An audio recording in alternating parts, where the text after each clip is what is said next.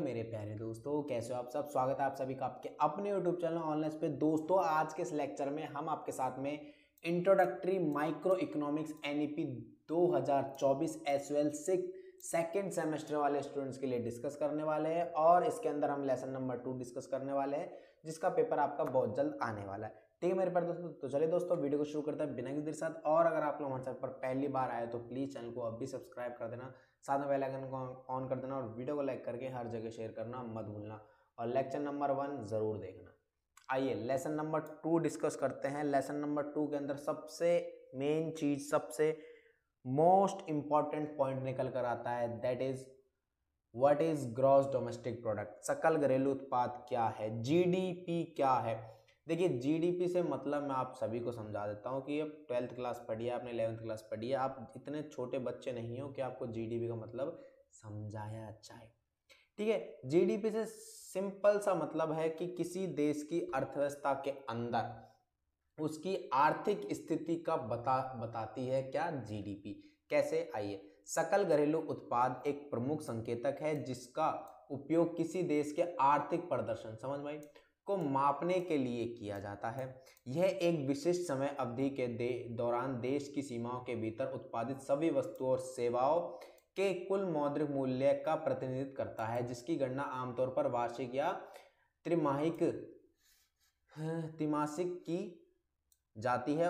GDP का उपयोग अक्सर किसी अर्थव्यवस्था के आकार और विकास दर का आकलन करने, विभिन्न देशों के आर्थिक प्रदर्शन की तुलना करने और नीतिगत निर्णय लेने के लिए किया जाता है। देखिए सिंपल सी बात है कि भाई अगर किसी देश की अर्थव्यवस्था में आपको उसकी आर्थिक स्थिति बतानी है, अर्थव्यवस्था कैसी है इसको समझाना है, तो सबसे मेन इंपॉर्टेंट चीज निकल कर आती है GDP। इसको कैलकुलेट करना पड़ेगा, सिंपल सी बात। आइए, ये टॉपिक है ना एक ऐसा है जो एग्जामिनर हर सेमेस्टर में हर पेपर में पूछता जरूर है। ठीक है, GDP गणना करने के लिए 3 चीजें होती है। पहला है उत्पादन दृष्टिकोण। देखिए GDP को हम उत्पादन के थ्रू भी कैलकुलेट कर सकते हैं। कैसे कि भाई एक देश के अंदर कितना ज्यादा उत्पादन हुआ है, मतलब कितनी ज्यादा वस्तुएं और सेवाएं उत्पादित हुई है, कितनी ज्यादा मध्यवर्ती वस्तुएं लगी है इसके अंदर, इन सारी चीजों से भी कैलकुलेट की जा सकती है GDP। आय दृष्टिकोण से भी GDP कैलकुलेट की जा सकती है हमारी। कैसे कि भैया GDP का अगर हम बात करें एक के लेवल पर बात करें तो एक पर्सन की इनकम भी GDP के अंदर कैलकुलेट होगी और सभी पर्सन की इनकम भी GDP के अंदर कैलकुलेट होगी, जिसके अंदर वेतन हो गया, ब्याज हो गया, मुनाफा हो गया, किराया हो, ये सारी इनकम के सोर्स है जो कि GDP के अंदर कैलकुलेट होते हैं एक व्यक्ति या सभी व्यक्तियों को मिलाकर। ठीक है, व्यय दृष्टिकोण कैसे इसमें आता है। व्यय दृष्टिकोण देखिए सिंपल सी मैं बात बता देता हूँ, जितना आप खर्चा करोगे उससे आपकी स्थिति पता चलेगी कि आप पैसे वाले हो, नहीं हो, गरीब हो, कैसे हो। सिंपल सी बात। ये देखिए जो ये 3 चीजें ना, उत्पादन, आय और व्यय, ये GDP को कैलकुलेट करने के फॉर्मूले भी बताती है कि कैसे GDP को आप उत्पादन, आय और व्यय यानी प्रोडक्शन, एक्सपेंडिचर और इनकम मेथड से इनको GDP को कैलकुलेट कर सकते हो। सिंपल सी बात। आइए, रूल ऑफ कंप्यूटिंग GDP। भाई GDP को कंप्यूट करने के क्या क्या रूल्स है इसको देखते हैं। ठीक है, GDP को कैलकुलेट करने के क्या क्या रूल है। सबसे पहला रूल आता है ब्याज मूल्य, बाजार मूल्य। देखो बाजार एक है ना, अगर आप कोई वस्तु खरीदने जा रहे हो, कुछ भी कर रहे हो, तो आपको हर एक चीज का अलग अलग कॉम्पिटिटर मिल जाएगा। बट अगर आप लोग मार्केट में जाते हो कोई वस्तु खरीदने, तो आप लोग देखोगे कि जहां पर जितनी भी अगर सारी दुकानें हैं, तो अगर आप लोग शर्ट खरीदने जा रहे हो तो आप देखोगे उन सभी दुकानों पर उस शर्ट का मूल्य लगभग सेम ही मिलेगा। 90% दुकानों पर आपको उसका मूल्य सेम ही मिलेगा। बट कुछ दुकानें ऐसी होगी, कुछ चीजें ऐसी होगी जिन पर आप उन्हें नेगोशिएट कर सकते हो उस मूल्य को। ठीक है, कैसे पढ़ते हैं। GDP एक विशेष समय अवधि के दौरान देश की सीमाओं के भीतर उत्पादित सभी अंतिम वस्तु यानी फाइनल गुड क्या बनकर तैयार हुआ, धागे से क्या बनकर तैयार हुआ, शर्ट, कपड़े से क्या बनकर तैयार हुआ, शर्ट, सॉरी धागे से बना कपड़ा, कपड़े से बना शर्ट। ठीक है, और सेवाओं के बाजार मूल्य को मापता है। बिल्कुल सिंपल सी बात है भाई, GDP के अंदर क्या चीज हम कैलकुलेट करते हैं कि भैया एक्चुअल में एक्चुअल में कौन सा वस्तु बनकर तैयार हुआ है और उसकी कितनी कीमत है मार्केट के अंदर। ठीक है भाई, धागे लाए आप, धागे से आपने कपड़ा बना लिया, ठीक है, और उस कपड़े से एक प्यारी सी शर्ट बना दी।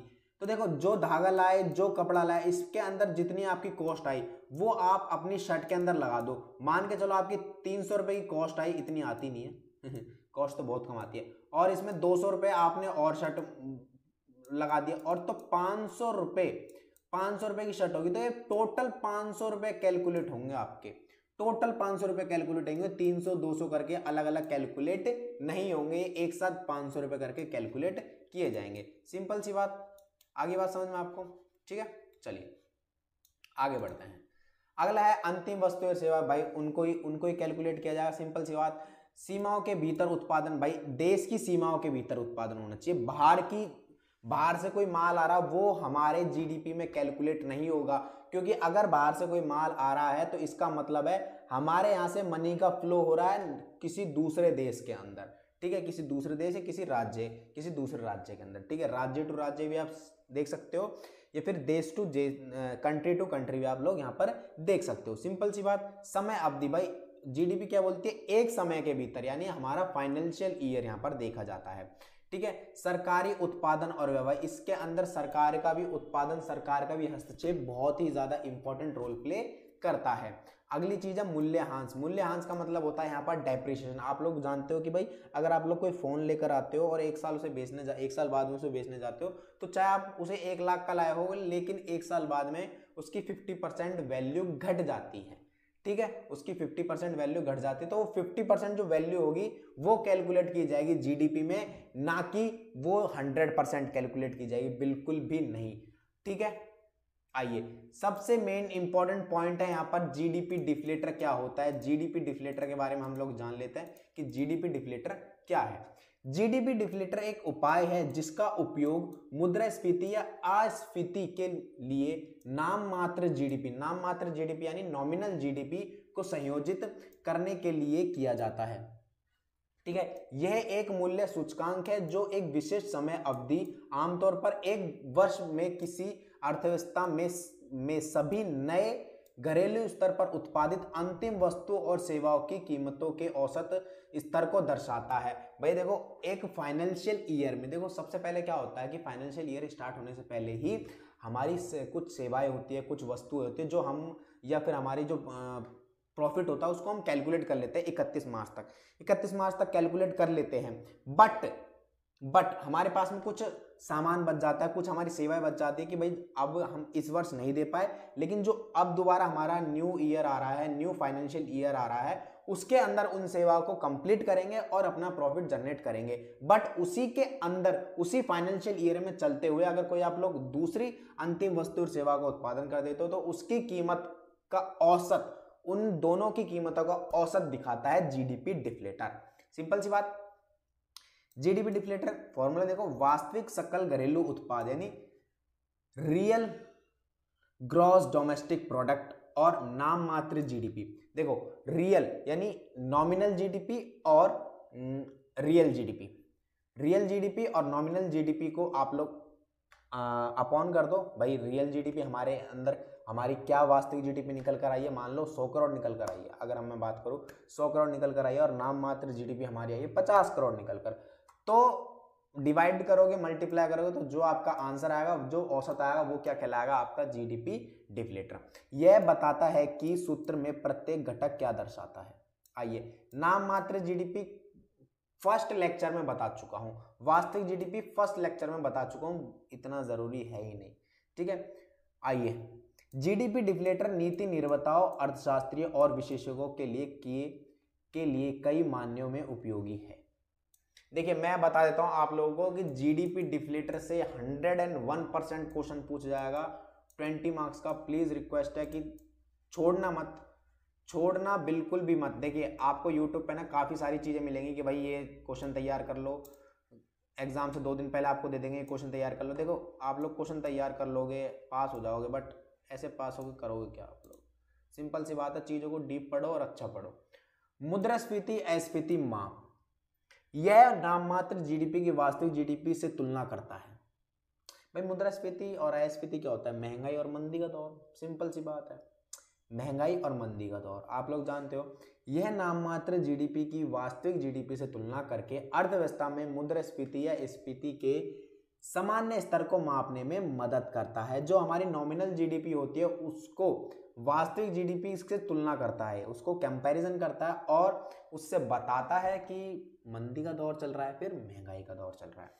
ठीक है, आर्थिक विश्लेषण में सहायक होता है कौन? जीडीपी डिफ्लेटर, और नीति निर्माण करने में भी सहायक होता है जीडीपी डिफ्लेटर। इसका हम उपयोग करते हैं नीति निर्माण करने में।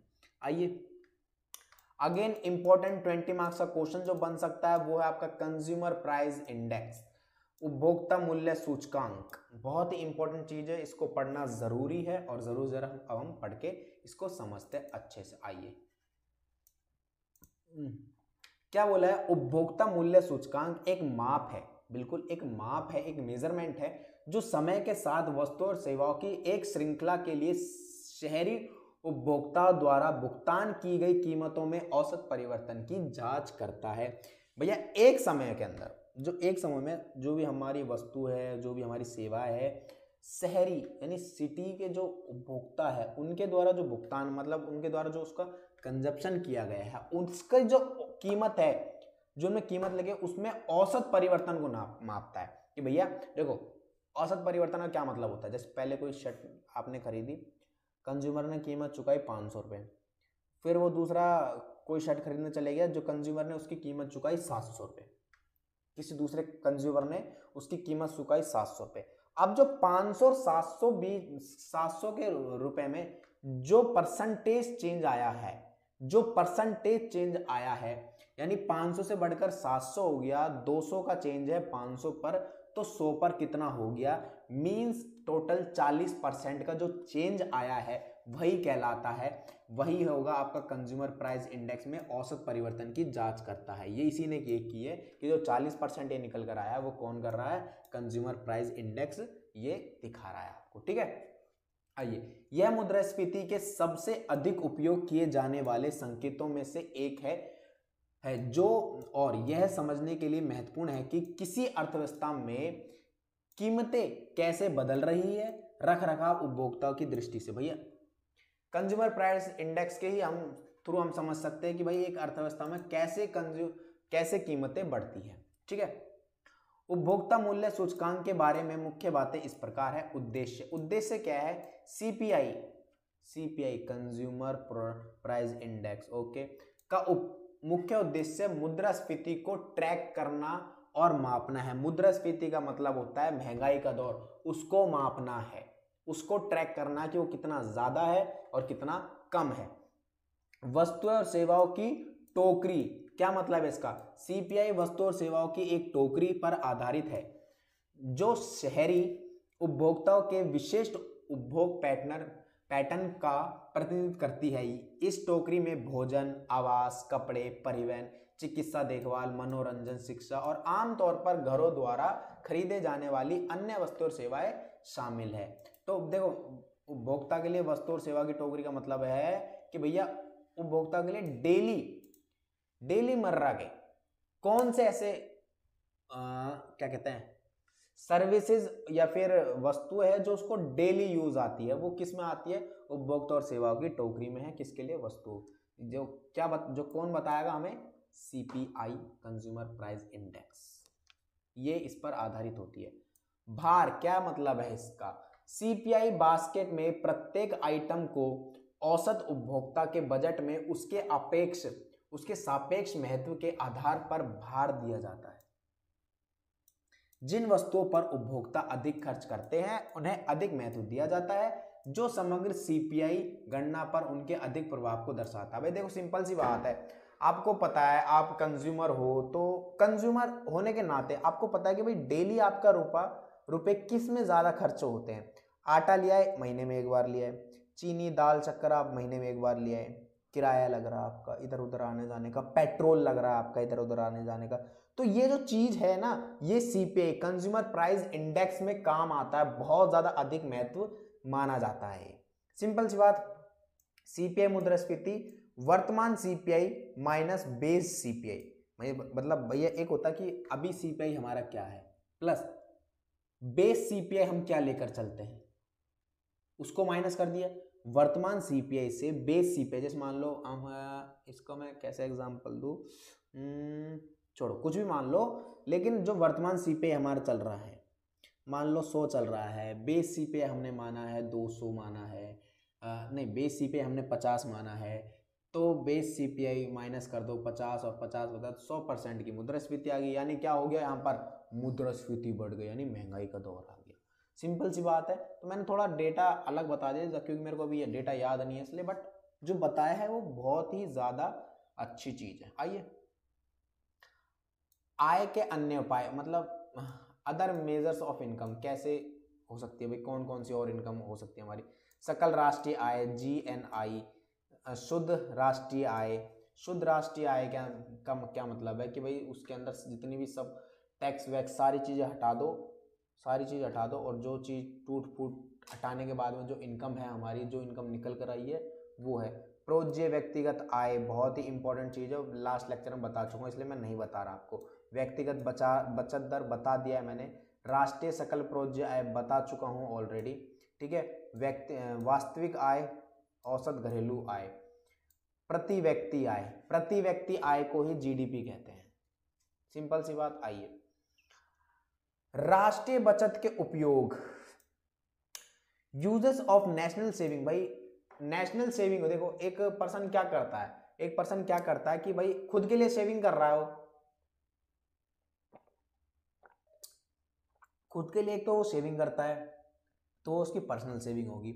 लेकिन एक अर्थव्यवस्था के अंदर भाई, अर्थव्यवस्था के लिए तो सेविंग होनी चाहिए ना, नेशनल सेविंग होनी चाहिए ना। जरूरी नहीं है कि भाई अर्थव्यवस्था में जितना मनी फ्लो आ गया उस मनी को पूरा खर्च कर दो वस्तु बनाने में, बांध बनाने पर, सड़कें, नहीं।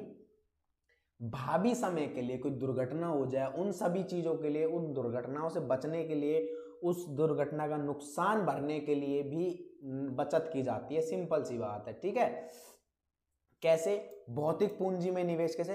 राष्ट्रीय बचत का उपयोग अक्सर भौतिक पूंजी जैसे बुनियादी ढांचे, अभी बताया मैंने, कारखाने, मशीनरी और उपकरण में निवेश को वित्त पोषित करने के लिए, वित्त पोषित का मतलब होता है फाइनेंशियल सपोर्ट देने के लिए, करने के लिए किया जाता है। बिल्कुल भाई, आप लोग पता बुनियादी ढांचे से क्या मतलब है, आपके अच्छे बांध बने रहे, सड़कें बने रहे, उन सब भाई अचानक से टूट गया, अचानक से कहीं पर बाढ़ आ गई, कितने ज़्यादा हमारी क्या नाम है प्रॉपर्टीज नुकसान हो जाते हैं, उनको सब ठीक करने के लिए, ठीक है। कारखाने होते हैं, कारखानों में कुछ ना कुछ चीज़ों की ज़रूरत पड़ती रहती है, तो उसके लिए भौतिक पूंजी की हमें निवेश की ज़रूरत होती है, यानी उस चीज़ की सेविंग की ज़रूरत होती है हमें। अनुसंधान और एवं विकास, R&D। कैसे? राष्ट्रीय बचत को अनुसंधान और विकास गतिविधियों के वित्त पोषण के लिए आवंटित किया जाता है, यानी फाइनेंशियल सपोर्ट के लिए। अनुसंधान एवं विकास में निवेश से तकनीकी प्रगति, नवाचार और नए उत्पादकों, सेवाओं और उद्योगों का निर्माण होता है। सिंपल सी बात। मानव पूंजी विकास, मानव पूंजी विकास में देखो बच्चों की शिक्षा आ जाती है सबसे इसमें, और सबसे इंपॉर्टेंट चीज क्षमता भी आ जाती है इसमें, ठीक है। प्रभु धनी निधि, ऋण में कमी। ऋण में कमी भाई, कभी कभी क्या होता है कि बैंकिंग फैसिलिटीज जो है वो आपको लोन नहीं दे पाती है, तो आप क्या करते हो, जो फाइनेंशियल सपोर्ट के लिए बैठी होती है उनके पास पैसा कहाँ से आता है, गवर्नमेंट ही तो देती है उन्हें पैसा, और कौन देता है, ठीक है, गवर्नमेंट ही तो देती है। जैसे LIC है, LIC के पास में पैसा कहाँ से आ रहा है, अलग अलग लोग इन्वेस्टमेंट कर रहे हैं, कुछ सरकार दे रही है, ऐसे तो वो LIC इतना बड़ी ब्रांड बन चुकी है। सिंपल सी बात आई है ना। बुनियादी ढांचे का विकास होता है, सामाजिक कार्यक्रम और कल्याण होता है, स्थिरीकरण निधि होती है, विदेशी निवेश होते हैं यहाँ पर हमारे यहाँ, दीर्घकालीन स्थिरता आती है। दीर्घकालीन स्थिरता का मतलब है कि लंबे समय तक हमारा जो इंफ्रास्ट्रक्चर है वो अच्छा रहता है। आइए, राष्ट्रीय आय, राष्ट्रीय पूंजी और राष्ट्रीय संपत्ति के बीच अंतर स्पष्ट करें। बहुत ही आसान चीज है, पढ़ाने की बताने की जरूरत है ही नहीं। राष्ट्रीय आय समीकरण, ये इंपॉर्टेंट चीज है, प्लीज रिक्वेस्ट कर रहा हूं कि इसको आप लोग अच्छे से पढ़ लेना।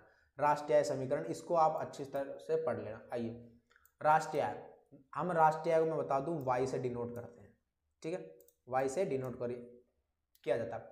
अब राष्ट्रीय आय के अंदर क्या क्या चीजें इंक्लूड की जाती है, उपभोग है, इन्वेस्टमेंट है, सरकारी खर्च और निर्यात माइनस आयात, जो कि हमारा निकल कर आता है नेट एक्सपोर्ट। ठीक है, आइए सबसे इंपॉर्टेंट फैक्टर है, सबसे इंपॉर्टेंट टॉपिक है अब वाला, ये या तो 20 नंबर का आपसे क्वेश्चन पूछ जाएगा, क्या?